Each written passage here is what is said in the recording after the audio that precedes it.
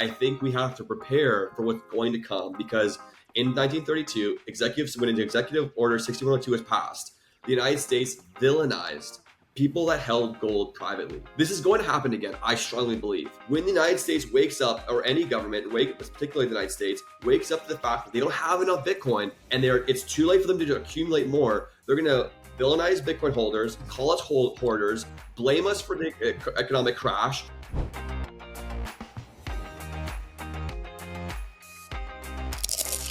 All right, so welcome to Sat Chats, the Bitcoin podcast where we chat about sats. Sats are the smallest part of a Bitcoin, the same way pennies are the smallest part of a dollar.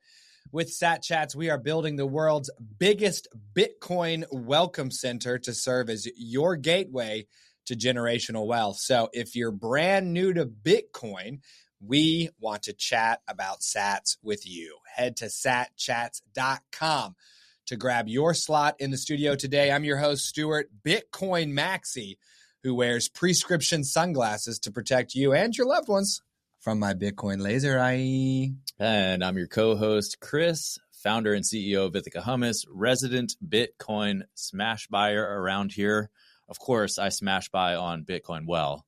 We are giving away 10 million sats. 10 million. 10 million sats. On top of what's already been given away, we're doing more. Once we hit 100,000 subscribers. Seriously. All you have to do to enter is head to Sat Chats on YouTube and subscribe. That's Easy. it. Could not be easier. So we're on the road to number 99, Kristen, who is my wife. The beloved. Yes. We just had a nice trip with Kristen and my wife Ann out to Las Vegas for the Bitcoin conference. That's right. Konrad was there. So you're a nice even number here, Konrad. So you're the 75th guest to come on the show, number 75, and you will always be memorialized as number 75 Konrad. So I want to try giving you and Bitcoiners like you a platform here to maybe record on our show your best orange pill pitch. And it doesn't have to be everything, like Bitcoin is so multifaceted. There's so much to talk about. Stuart had a great recommendation, like maybe just focus on one or two aspects of Bitcoin that are the most emotionally charged for you. Like, why are you so passionate about Bitcoin? What do you love about it? And if you were talking to a pre-coiner right now, what would you say to them to get them like absolutely just lit on fire to take the next step and learn more about Bitcoin themselves? Awesome. That's an awesome question, Chris. I guess for myself, like maybe many people that got into Bitcoin a little bit early, like maybe 2017, which could be late to some. I had a background where my parents were coming from a communist country like Poland. So already off the bat, kind of coming here with, hey, like, look at how much better private property is here, and thus like living standards, quality of life. So already immediately seeing it's kind of a separation between private property and the ability to have a better life and the ability to improve your standing. And when I was first learning about Bitcoin and talking about it in 2017, I was working in a bank at CIBC as a bank teller, and I was telling everyone about this orange coin on the internet and how like stocks aren't as cool as this orange coin. And the people that were honestly agreeing with me weren't the young people, weren't the people that were maybe my mom's age. They were surprisingly the people that were a lot older, maybe like 80 something years old. And that was because they had dealt with the Great Depression, either directly or their parents had taught them those lessons. So when I was saying, hey, this is money that's not controlled by the government, that was all they needed to hear. They said, I'm too old for this technology, but I really support this. And I really think you should embrace it because you don't want the government to be in charge of your money. And this is like words from like people that endured the Great Depression. And I think that is very true today. I think a lot of people are privileged and haven't had a significant economic impact on their lives like existed maybe in the Great Depression or in a communist country where you just don't have access to private property. And so look at inflation today. If you're someone that's maybe newer to Bitcoin, hasn't heard of it, or maybe dismissed of it, look at inflation. Look at the number of dollars, like US dollars, that are being created every day, or look at the national debt and just think like these numbers are constantly going up and directly correlate with why things are becoming more and more expensive. Maybe to save, the best thing you could have is something that cannot increase its quantity. Like Bitcoin, we all know, is capped at 21 million. But for a lot of no coiners, that's a completely novel concept. Like nothing is completely capped in our life, right? Like if anything gets expensive enough, we'll make more of it. But Bitcoin is unique in the fact where no matter how expensive it gets, you can't make more of it beyond the 21 million. So that kind of makes it the best form of protect yourself against from rising inflation and printing money or rising costs. And at the same time, because Bitcoin's completely decentralized, which may be a bit of a strange topic to wrap your head around at first, but that decentralization enables Bitcoin to be the best private property because it's not controlled by a government or any company. So no one can take it from you. No one can stop your Bitcoin. Fear is a very powerful motivator. And people who are 80 and have a little bit closer association with scary financial times like the Great Depression, they have a sense for that. People our age, younger, we experience it in little drips and drops. 2%, 3% inflation a year is what's reported. So we have never had that like shocking fear we had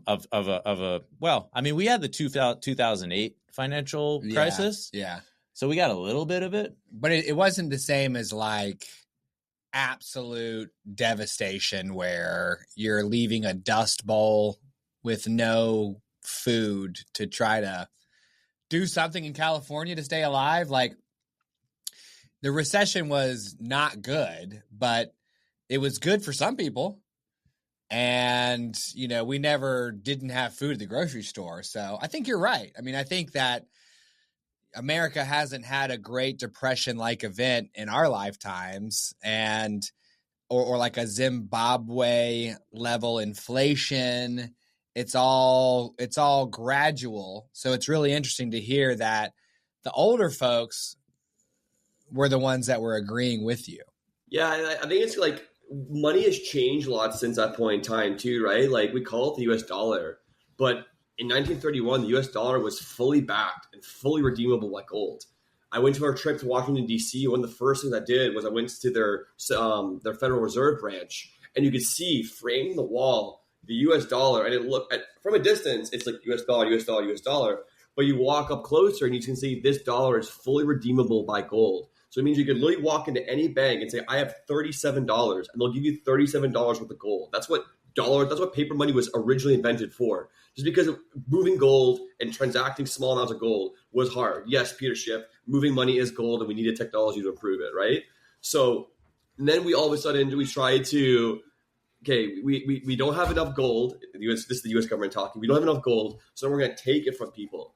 And this is Executive Order 6102, which is, I think, really important, kind of touches down the private property aspect of Bitcoin, where people who had gold in the bank all of a sudden had US dollars, which were also not redeemable like by gold anymore because the private ownership of gold was forbidden. So gold redemption was only kind of allowed by banks, which allowed basically the dollar to kind of start inflating without people knowing, the dollar exchange rate kind of going away.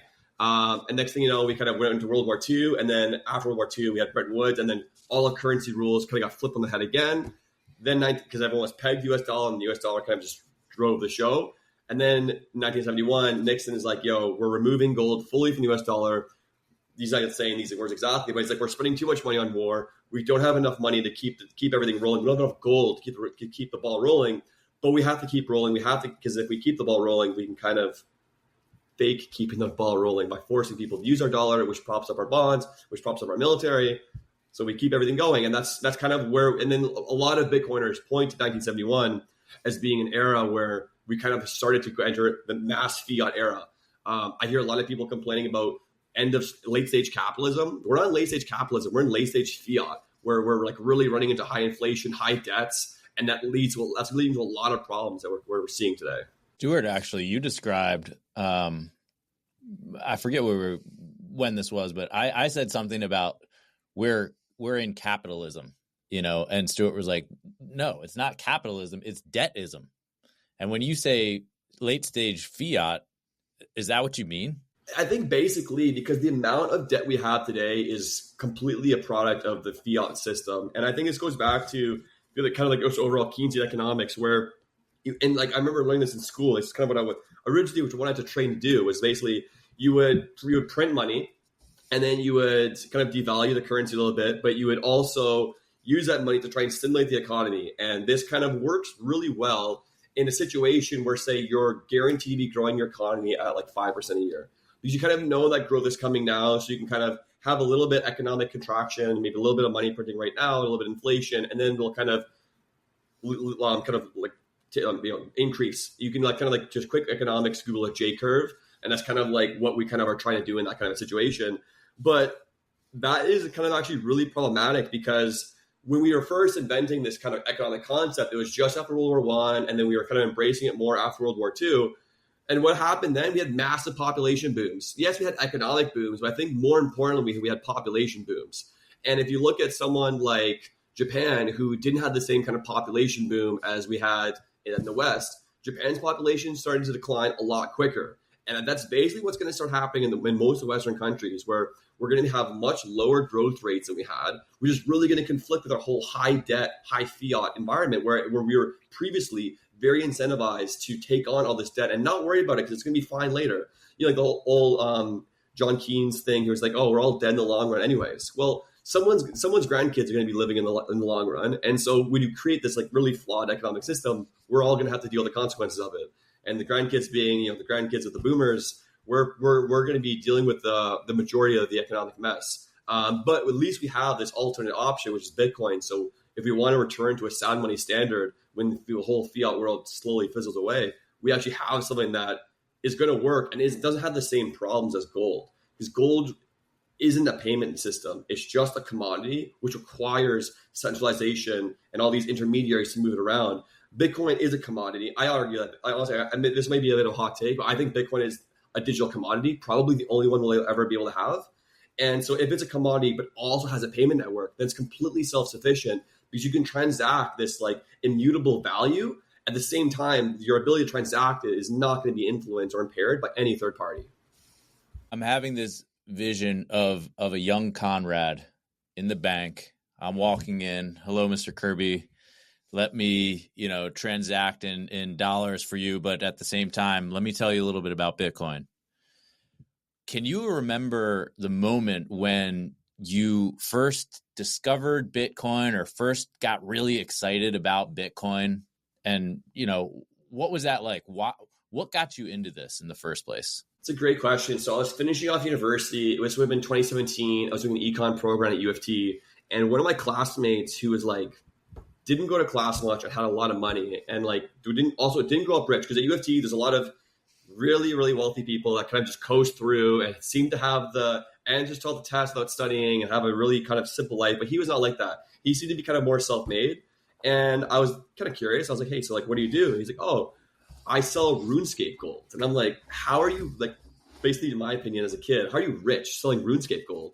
He says, oh, well, I hire people in like South America, like Venezuela, Peru, El Salvador, to mine RuneScape, and then I buy it off of them using Bitcoin. And I'm like, so how much are you buying? And I didn't even ask what Bitcoin was. He was like, oh, just like a few dollars a month for each person. And I'm like, how are you sending $3 to Venezuela? Like, just like at all. Like I try to send wire. I worked at a bank, right? I know how unfortunate it is to send a wire transfer. And just kind of learning about that process, I was like, okay, so this is an interesting technology. So that kind of put on my radar. And then this would have been early January, so maybe like February, March. And around that time, I think Ethereum crashed from like $205 to $1 and then back up. And I was thinking, okay, so this money moves around borders. It's super volatile, which is attractive for me for trading. But it's like, how can something drop that low and then all the way go back up? It kind of gave me like a little bit of a misinformed understanding of what the demand was. But that kind of really piqued my curiosity. I'm like, okay, it's tradable. It crosses borders. It seems to be a better technology than our current money in some way. Let me look into this. And then we had the Blockchain Research Institute nearby, which kind of led me into the enterprise blockchain world, which kind of clouded my understanding of what all these things were. And then eventually got started off at a firm kind of trading Bitcoin and eventually running their crypto project, and kind of used some of my analysis of Bitcoin and sound money principles to kind of drive that forward. But that ultimately led me to being a Bitcoin maxi. So can you kind of compare and contrast the method of sending money around the world that's kind of traditional, so ACH, bank wires, all that, with Bitcoin, and tell us why what problems does Bitcoin solve in that world? So, Chris, if you wanted to send, say, $6 to Stuart, maybe for paying you back for a can of hummus, you could do an ACH, but you guys would probably be really sad because you have to wait a couple of days. So you guys might use something like Venmo, which is kind of like a private transfer service, but it's not like Venmo could just stop your transactions if they felt like it, or if you put a note in the field that said something maybe crazy that they didn't like, they could ban it. And I think what's really interesting is that like those policies, I didn't say anything objective. I just said they don't like it. They deem it at this time, or someone else tells them that you shouldn't send it. And so that's kind of one of the problems with our current money system is that we have all these banks that don't send money directly to one another. They send money through other banks, through the SWIFT system. And I'm not an expert in exactly how SWIFT works. I know that there's a lot of, if I want to send money from me to you, it's not just like as simple as my bank to your bank. There's more banks involved. It's kind of this web of money that kind of moves around. And this is ultimately a really useful system because it allows, particularly the United States, to exert its control without, outputting any sort of kinetic force. So the United States doesn't have to drop a bomb to impair Russia's military. They can just say you're forbid from transacting in SWIFT network from US dollars. And this goes back to kind of what I was saying before about how the US kind of strategically positioned the US dollar to kind of force everyone to buy it. An amazing article I would recommend to yourselves and all of your readers is Alex Gladstein's article on the petrodollar, basically about how the United States created a secret deal with Saudi Arabia, forcing Saudi Arabia to sell oil for US dollars, creating the US dollar oil market status quo, which forces everyone to buy US dollars, which you're thinking, why would a European buy oil from the Middle East in US dollars? Why wouldn't they use the euro or any of their own currencies? Which is a very good question. And who does that status quo benefit? It benefits the United States, particularly their military, which they can then use to reinforce that kinetically if they need to. And they have this incredible system where they non-kinetically can reinforce this system. So the current monetary system is almost one of control.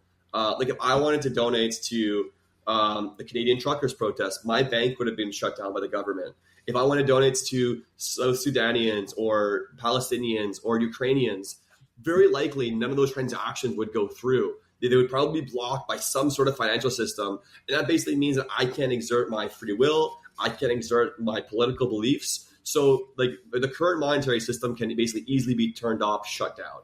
I mentioned before that Bitcoin can't. You have that screen behind you, which kind of shows transactions being added. And those transactions aren't being added based off of their political merit. They're just based off of their validity, whether they are inherently valid transactions according to the rules of Bitcoin's blockchain, which Bitcoin's blockchain is so politically apolitical. It doesn't care what you're sending it for. It just cares that it's being sent correctly.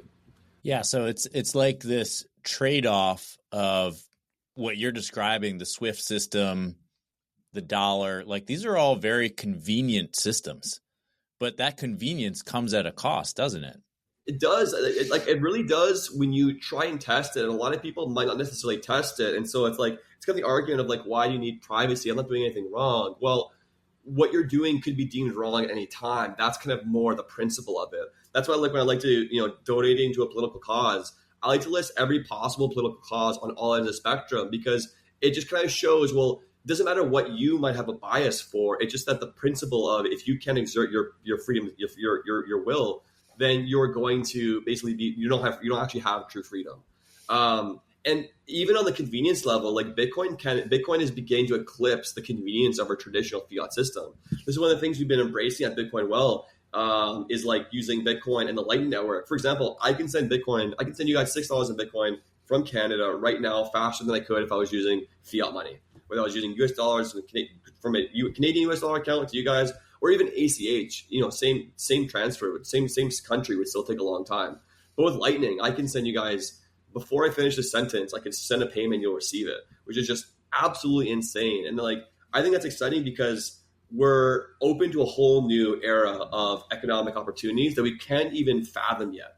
Like 20 years ago, would you guys have been able to say, hey, I'm going to be a podcast host and have this really cool job? Like that didn't exist. Right? Like this is such a cool thing that we're doing right now that didn't exist 20 years ago. Like who knows what we'll be able to spend Bitcoin on in 20 years with all these new economies and opportunities that are going to exist. Fiat can't do that. Only Bitcoin can do that. Well, how about from a cost perspective? So you mentioned ACH, or even let's go to the even more extreme example. Let's say you were to try to Western Union $6 to me right now in the studio here. what would that cost? Like compared to like Lightning, how much does Lightning cost? Lightning costs basically zero. Like we're talking about, so you guys were mentioning SAT, the smallest part of a Bitcoin. You typically won't pay anything for Lightning transaction, maybe a SAT or two. My Lightning wallet typically suggests that I have like $1 or $2 of US dollar value equivalent remaining there, so I can send it. But I'll send like a $700 payment for essentially nothing, and it arrives like instantly. Like it's like lightning. It's so fast. It's almost shocking. You've mentioned private property twice so far, right? Coming, with your parents coming from Poland, where maybe private property wasn't all that private. And it just makes me wonder if you have some emotional attachment to that aspect of Bitcoin. Yeah, I mean, I definitely do. I think if I was like to zoom it back, we kind of touched on one of the themes, which is the theme of fear as the motivator for getting Bitcoin. Like, I think also another theme that could kind of help someone understand or embrace Bitcoin, which maybe I kind of touched on a little bit on my journey, was the opportunity of greed, right? Like number go up technology, like Bitcoin is productive. Like productive is basically just a fancy finance word for saying Bitcoin's values and probably keep going up forever by a lot, and a lot more than most things. That's why we call it such a productive asset, because you can hold it and do nothing, spend nothing, and it will just go up in value and increase your asset value or your balance sheet. And so like if you're like I think Saylor came at it from kind of both perspectives, because he talked about how money held in other forms of banks was actually really risky. He talked about losing a lot of money in Argentina and how like just the collapse of their currency and change of their currency within basically overnight forced him to lose like 8% of his investment in Argentina. And then at the same time, MicroStrategy is struggling to grow. They're only growing by like say you're only growing by 5% a year, and inflation was 10% a year, right? This applies to anyone. If your salary is increasing at 5% a year and inflation is 10% a year, then you need Bitcoin, because Bitcoin is going to increase in value and make up that productivity gap that you have. Because if inflation is 10% a year forever and you're growing at 5% a year, you're shrinking, right? Like you're net shrinking. So Bitcoin will solve that gap for you. And it's kind of, I think, yeah, that both ends, a number go up technology, applying to greed, applying for the ability for you to improve yourself, but then also the private property, the fear side of, we have, assets can be seized from you, banks are not to be trusted, and with Bitcoin you can be your own bank, and it's kind of like more safe and more productive at the same time. It's like such a win-win. So fear is one option that could be highly motivational.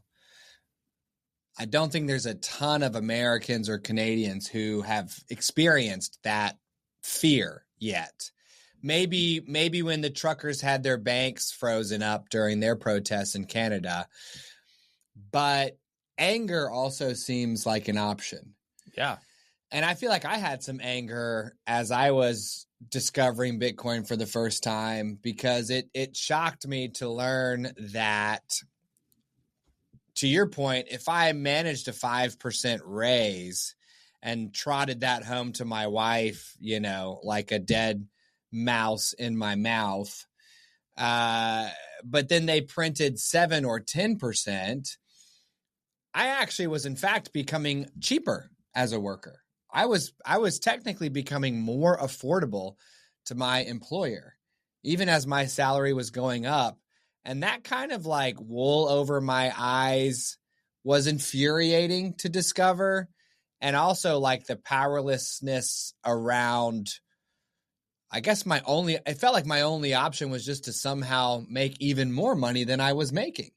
And it's like, do I just need to find higher and higher paying jobs, until I'm dead? So do you feel like that anger aspect is an option as well? And I guess to your point, greed could be, fear, anger, and greed could be 3 reasons why someone with no Bitcoin might decide that they need some right now. Because I do struggle with the idea of like, is it okay to bring a pre-coiner on the show and say, well, look, dude, you want to get rich? Okay, great. Get some Bitcoin, or should we be bringing them on board for, like, to your point, like Bitcoin is freedom because you can transact freely, what's your feeling on whether it's okay to appeal to that number go up kind of greed aspect?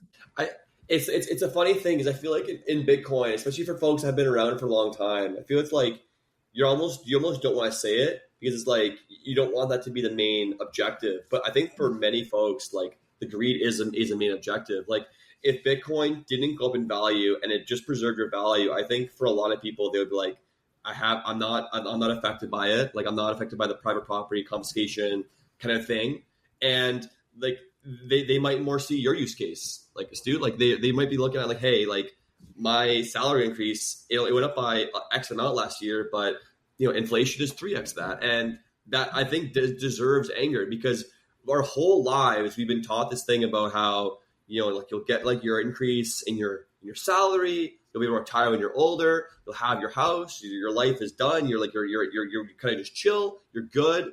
And we kind of had that promise kind of stripped away from us. Like we grew up with, I know, like, the boomers, the generations ahead of us that told us these promises were able to live a lot of these promises. They had a pretty, what's the meme you see is like a guy looking at a job as a grocery store clerk in the 70s. And it's like, boom, he's got a house, he's got a wife, stay-at-home wife, he's got a car in the driveway, kids are all in extracurriculars. Like that is not an easy thing to achieve today. Having a house, having a car, having a family full of kids and extracurriculars. That's like, no, most people can't. I feel like most people can't afford that today, which is like kind of sad because that is like the quote unquote American dream or like the Canadian dream, like what our parents strive for, maybe managed to achieve, but our later generations are struggling to achieve that.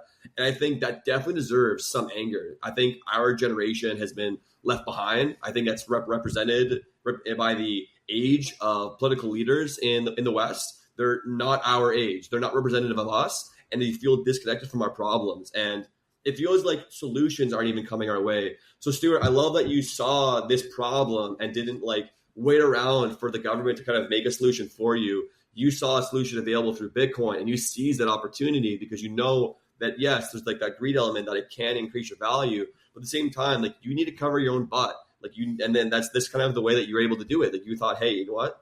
This Bitcoin is going to make up for the lack of salary increases. I can't just be a salary man that's going to lose my salary every year and get slowly poor. It's like the frog in the slowly boiling water. Yes. You realize the water's rising, so they get out of that water.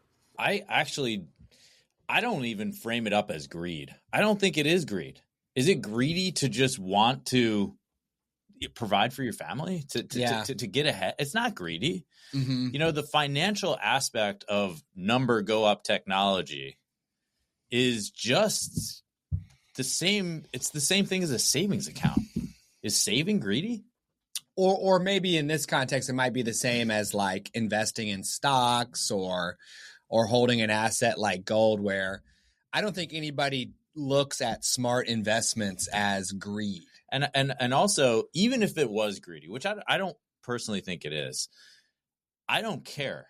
However, I have to get someone in the door.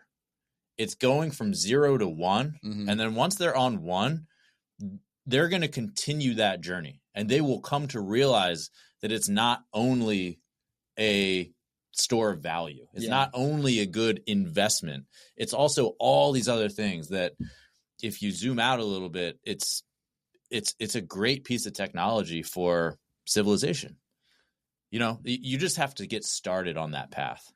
So what do you think someone listening to the show with no Bitcoin is gonna, what do they get out of this? If they say, well, okay, I guess it does make sense to have some of my own money in case somebody wants to seize it or kick me out of the system.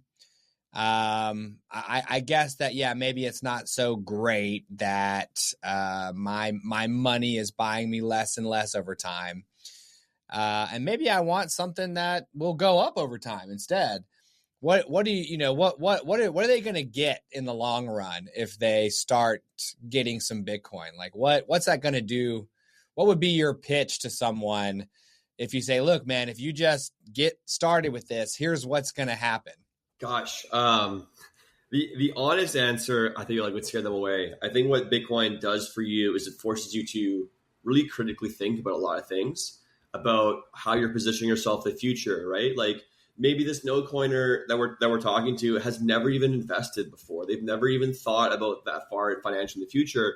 They might just be kind of struggling paycheck to paycheck, or maybe they've just kind of stumbled into a little bit of excess money for the first time, and now they're starting to dabble in, where do I put this money? And maybe I should just leave all this money in my checking account. And so I think for those folks, tell them to buy a little Bitcoin. It's almost best to kind of keep as an innocent thing, because for the most part, or most likely, they're going to buy, if they buy a little bit of Bitcoin, they're going to check in on it. What is this Bitcoin thing? I just bought $100 worth of Bitcoin. That's 0.0. And they're going to see all these numbers. What does this mean? They're going to learn about sats. They're going to learn about there's only 21 million Bitcoin. They're probably going to learn about Bitcoin scarcity, how Bitcoin's always going to be scarce into the future.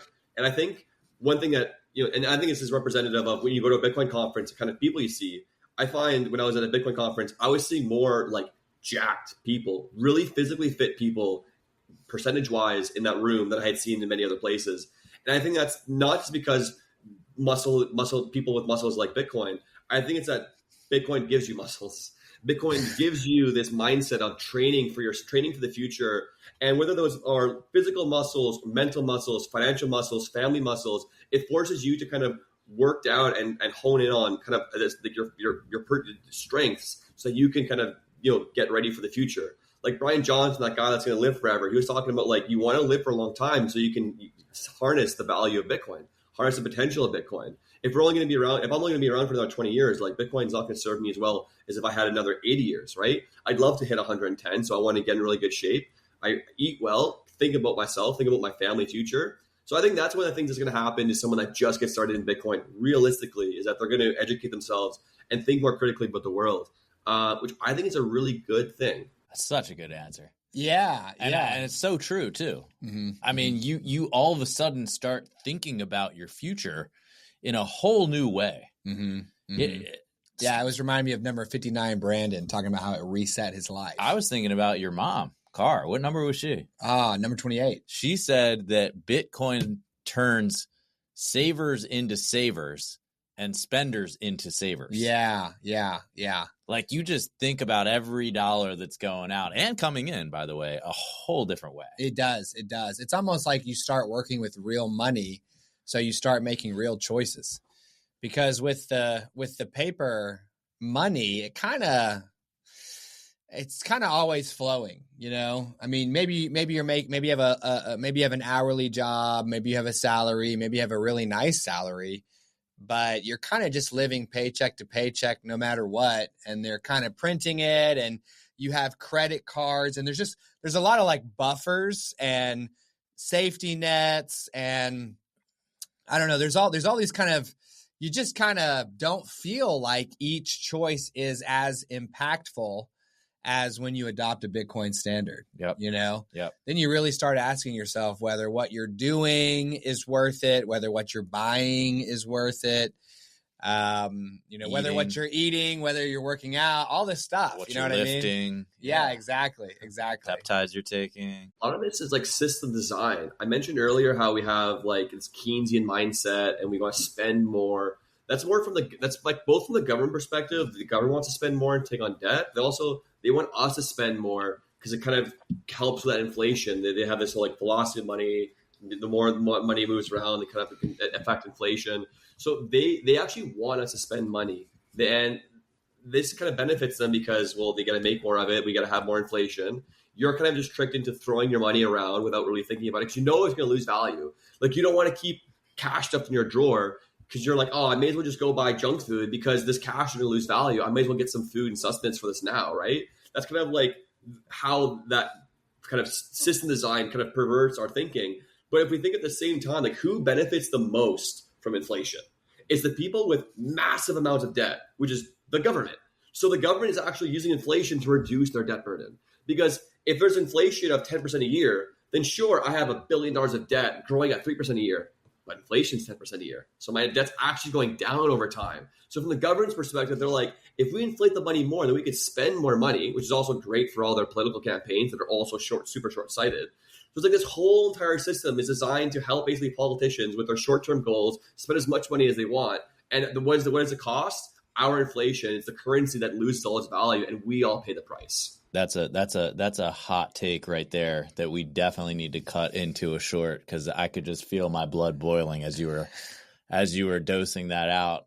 And also, can you remind us of the article that you recommended? Yeah, definitely. So Alex Gladstein or Gladstein, I forget how to pronounce it, the petrodollar.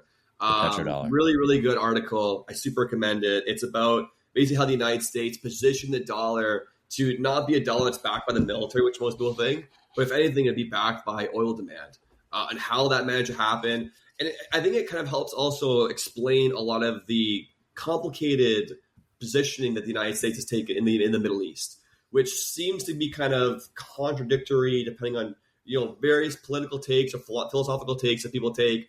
And you're like, oh, when you just follow the money makes more sense. It makes the story seem to make a little bit more sense. And I think another one that's another really important story to help kind of understand where we are is Executive Order 6102. Earlier, Chris and Stuart, you guys were talking about how you don't believe that holding onto Bitcoin is considered greedy or bad. I 100% agree with you.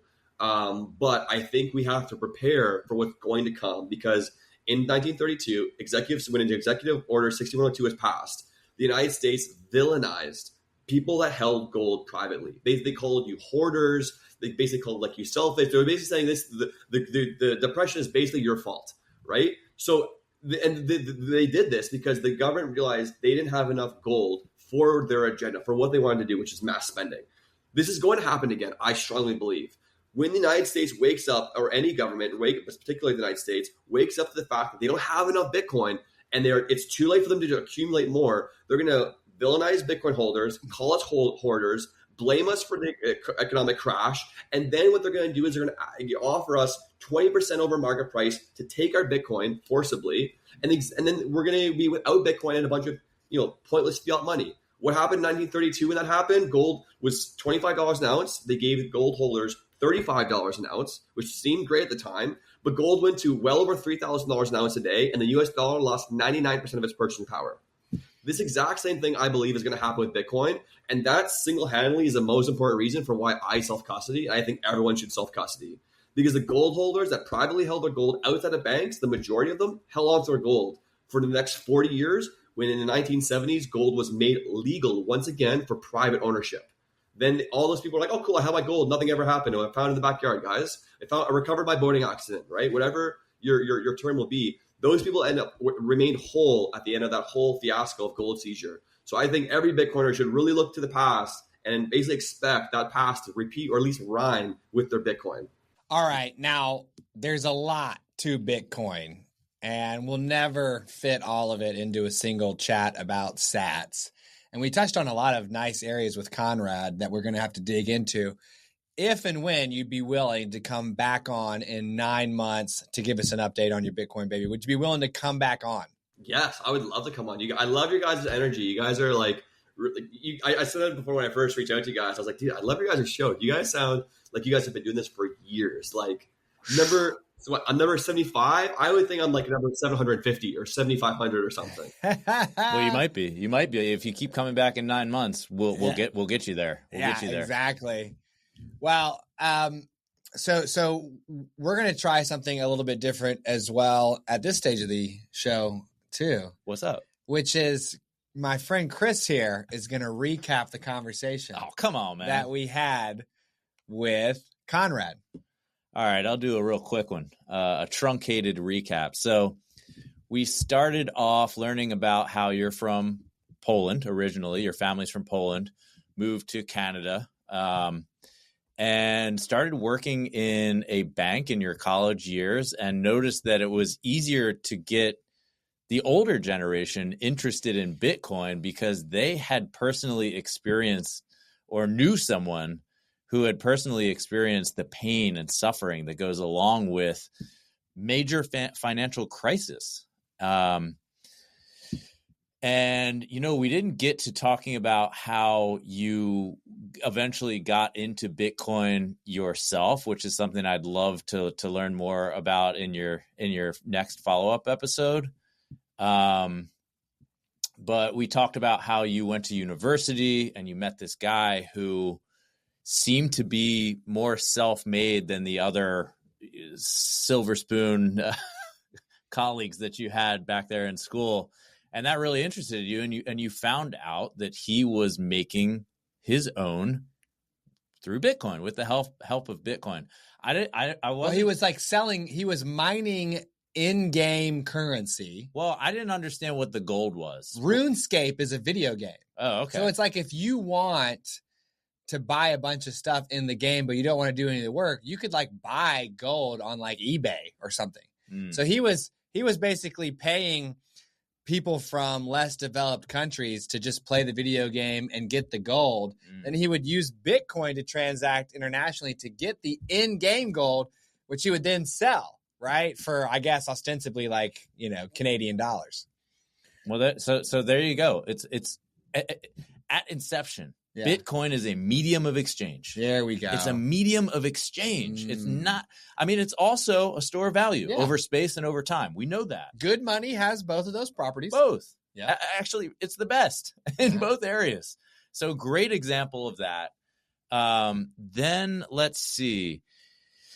What happened after that? What else can you remember? Because I need a little help here. We kind of opened up into some more conceptual aspects of Bitcoin, like what about coming to Bitcoin for fear reasons, or coming to Bitcoin for anger reasons, or coming to Bitcoin for greed reasons, or why would a pre-coiner stack their first sats? What happens if they stack their first sats? Yeah. Right. So kind of opening up more on the reasons why someone should stack their first sats. Yep.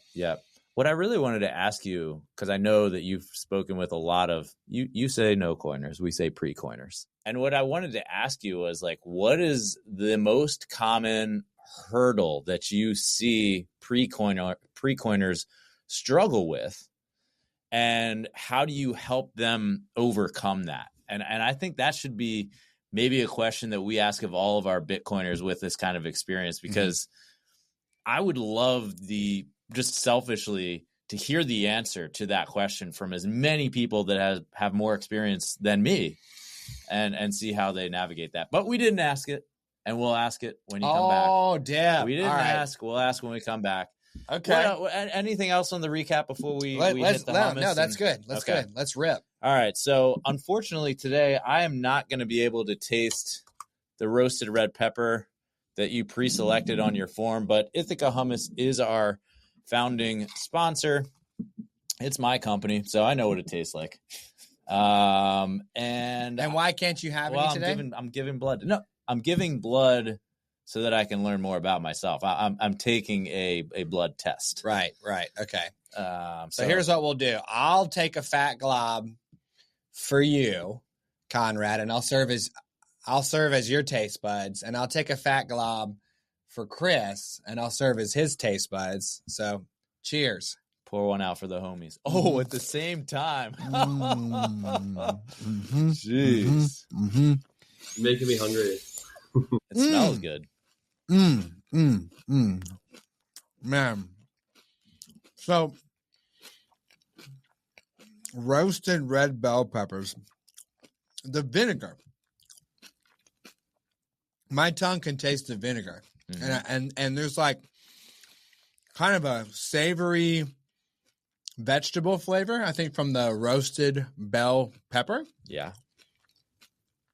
But that vinegar is coming through, and it's freaking delicious, Jim. It's really, really good. And it's like, I'm getting like, I don't know, dude. It's like grilled chicken plus like corn and beans and lettuce, and then like all that's on a like I put like the roasted red bell pepper like real thick down on like a tortilla. Then like Southwest kind of vibe ingredients.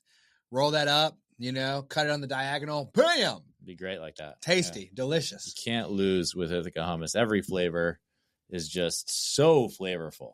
It's like a flavor punch. I don't know what kind of hummus you buy up there in Canada. I'm sure it's not Ithaca hummus because we're not available internationally yet. But when we are, it'll be a very good day for you and your fellow Canadians. Yeah. And number 40, Anna Bevan, our chief of staff, is going to mail you some coupons, and you just tuck them in your pocket for the next time you're stateside, and then you're going to be set. Yes, I definitely will. I'm very excited for that. I'm going to be visiting my buddy in Chicago soon, so I already know what I'll be getting for my snacks on there. Yeah.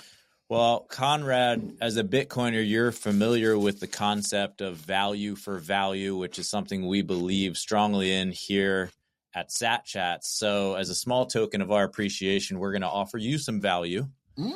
And that's going to come in your choice of $50. Not redeemable for gold. Not redeemable. No, just fiat Federal Reserve. This is that grungy old bill. When you went to see in all the lineup, this was over near the side. It was the newest one. This thing, woo, hiding out, disguising itself as something that's worth something among its yikes far more worthy peers. Oh god, you got it, dude. All right, so I got to calculate this real quick. So he hasn't been able to eat all day today, so small tasks are mountains for this man. All right, $50 in Bitcoin is 50 divided by the 106,484. Yep. On-chain confirmed exchange rate. Yep. For Bitcoin. Okay. Big old decimal. I'm going to multiply that by 100 million because there's 100 million Satoshis in every Bitcoin. And that is 46,955 Satoshis or $50. So you have what it takes in government tokens. It has to be the Bitcoin. I mean, how did the fiat money even get here? I don't know, man. We'd have to put on our hazmat suits, get out the tongs, try to place it into an envelope without touching it. Who's going to lick that sucker? Not me. See you later. No, thanks. See you later. Stamp. That was the origin of the wire transfer, right? Western Union, they used the telegraph. So it was like, your money was sent. That's what that technology was based on, and it's basically not changed. Now we're just on the internet. We're like beep beep beep doo doo doo, but we're sending it ourselves, dude. It's Bitcoin. So 46,955 Satoshis. Let's get a high five on that. Let's go. You bring our score, Konrad, to 69 guests. 69. Hey, family friendly, boys. Family friendly. My son, dude, these memes are so bad these days because these elementary and middle schoolers don't even know what the meme is. Like my son was like, "Oh, 69." I'm like, "Son, do you even know what that means?" He's like, "I don't know. It's a meme." I'm like, "It's not a meme, you dumb." And we've also got 6 who have chosen those slips of paper. So this is the part of the show where we ask for your value in exchange for ours. If you liked the chat about sats that we had with our boy Konrad, your boy, smash the subscribe button. That is what we value here at Sat Chats. In exchange, you will be entered to win 10 million sats. Okay, you're gonna have a 1 in 100,000 chance to get 10 million sats, which is currently 10,658 $. Okay. Now, you're not going to care how much money it is once you get it because you'll realize it's the Bitcoin that you want. Because just like Konrad said, they're going to pay you $35 for your $25, and then your $35 is going to go to zero because you handed over your gold and you got paper money. No, but you're not because you listen to Sat Chats. That's right. And you heard compelling reasons to stack your first sats here on the show. So smash the subscribe button, share this with your friends and family, help us bring as many people into the Bitcoin Welcome Center as humanly possible because it's so incredibly important. Great message. To choose the right money.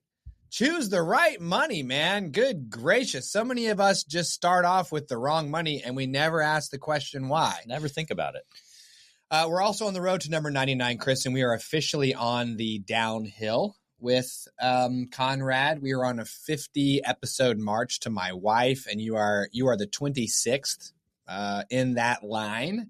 So we are now on the downhill, and I'm feeling a little, my gut hurts thinking about that because I think it's because I'm very attached to the outcome. I got to slow up. I tell you that every time. I got to slow up and just focus on the action of having a real conversation with my wife and listening to her concerns instead of like being like, I must, like getting real gripping real hard on the, you know what I mean? Like I got to chill. Chill. So, all right. Also, remember that. Oh, I tell you what, Konrad, why don't you let everybody know where they can find you and Bitcoin Well if they're interested in, either of those items. Amazing. Yeah. So if you're looking for the safest and best place to buy Bitcoin in America, direct to self-custody, Bitcoin Well is the only shop in town. You can check us out at bitcoinwell.com or on Twitter at the Bitcoin Well. I sometimes will make an appearance on there every now and then, but that's definitely the best place to get a hold of me or anyone from our team, or just Bitcoin straight to self-custody. Amazing. I use Bitcoin Well and have for over a year. Chris uses Bitcoin Well. My mom and dad stacked their first sats on this show, and now they use Bitcoin Well. And it's worth mentioning that if you want, you can go to bitcoinwell.com/satchats.